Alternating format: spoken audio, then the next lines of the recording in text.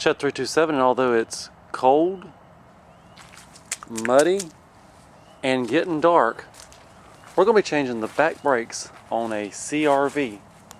Now I don't mind changing back brakes, but this is a 2011 with only 37,000 miles.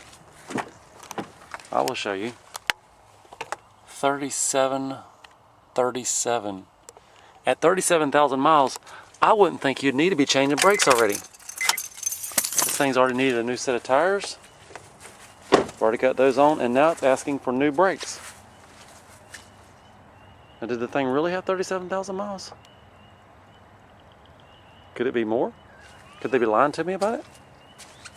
Anyway, let's change some brakes. Now, for all the commenting mechanics on YouTube, it was making this sound before it went into the mud, before it got stuck in the ditch. So it was not the ditch that wore the brakes out and started making this sound. You can leave that comment if you like, but that's not what caused it. Alright, step one. I've got it jacked up, and I'm going to take the tire off. You know how to take the tire off.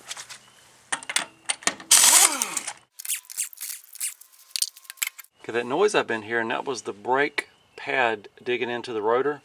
There's some metal that's worn down to the metal, and that's been eating into the rotor. Not real severe, but it was digging. I should probably let you hear that sound. Here, let me start it up. Well, I can't. It's a four-wheel drive, and the front's going to be trying to turn. I would have to jack the front up for you to hear that sound. Okay, just imagine this. When you hit the brakes, that's that sound. You get the tire and wheel off, that becomes your seat, and you use the old push mower as your light holder. And you grab your metric wrench set, a wire brush, and you take a seat on your tire. So your pads, there's one pad, the other pad's on the other side. There's a piston in here, squeezes the pads together when you hit the brakes. There's two bolts. You take these two bolts off, you pull this out, take the old pads out, put the new pads in, put it back on. It all sounds pretty easy. Let's see how it goes. So I've got a 12 millimeter. I've got a 14 millimeter extension.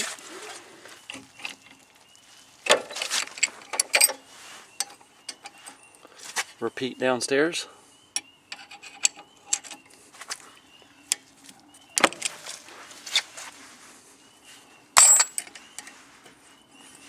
Pop out your bolts.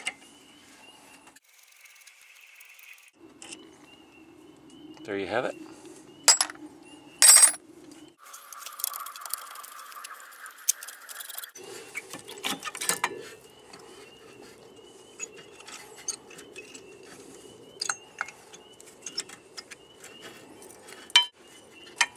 This one is the little culprit right here.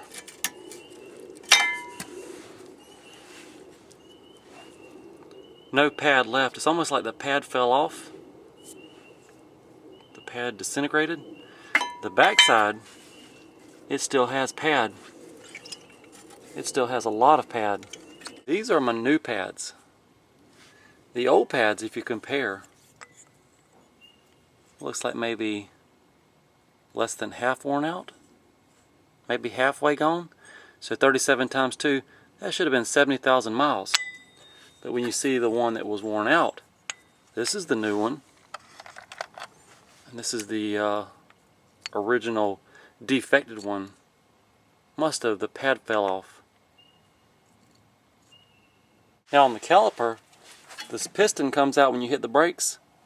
If it's too far out, you can't get the new brakes in. So you can take your fingers, push in on it.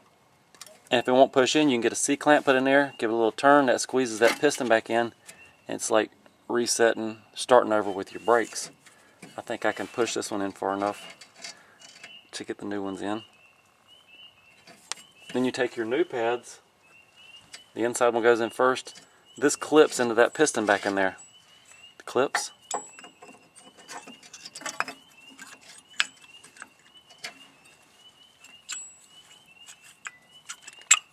Clips right in there.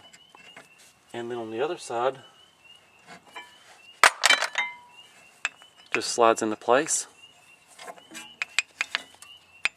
Put this baby back on the rotor. This is the rotor.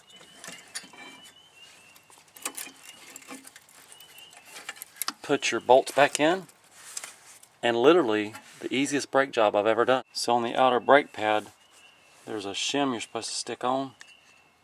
And I'm guessing it's for rattling purposes. If I was a guessing person, I would guess you stick it on there and it eliminates some rattling. So you peel it and you center it. Stick it on. It always helps to stick them on in the rain. Slide place.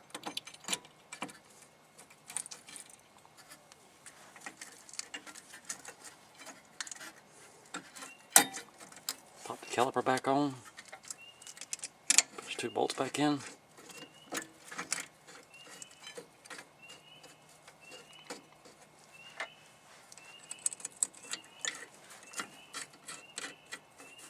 Tighten your bolts up.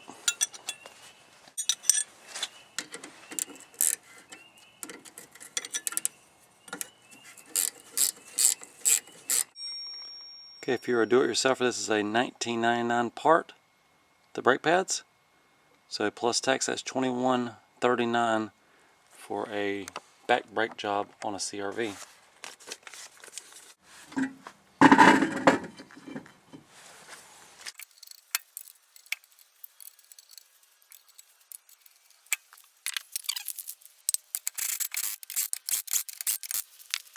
Follow-up investigation on the brake pads.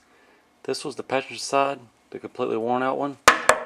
And then on the driver's side, this one had maybe a millimeter more material.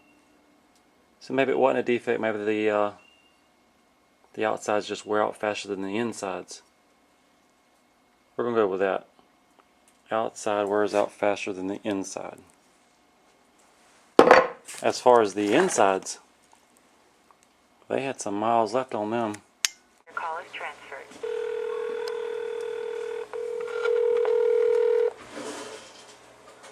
Thank you for calling Family Dealers. This is Lauren. How may I help you? Yeah, I was calling to see if brakes are covered on a warranty. It really all depends. We would have to take a look at your brakes and then let you know, or call your warranty company and see if they are covered under your warranty. We just have to do our own diagnosis first before we let you know if it's covered. What does that mean? I got to bring it in. We'd have to do our own diagnosis, so yes, sir, we'd have you bring it in, take a look at it, diagnose the issues for your brakes, and then call your warranty company and see if that issue is covered. Now, do brakes usually go out at 37,000 miles? I can check with see if one of my service advisors are available to discuss that with you, if you don't mind. Sure, that's fine. Hold on just a moment. Okay. The pads worn out on them or the rotors? It's probably both, the sound it's making. Is that usually something that's covered at 37,000 miles? Usually pads last about anywhere from 30 to 65,000 miles.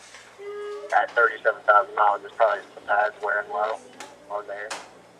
Okay, well I would have thought that was premature, but if you think that's 30 is pretty much standard.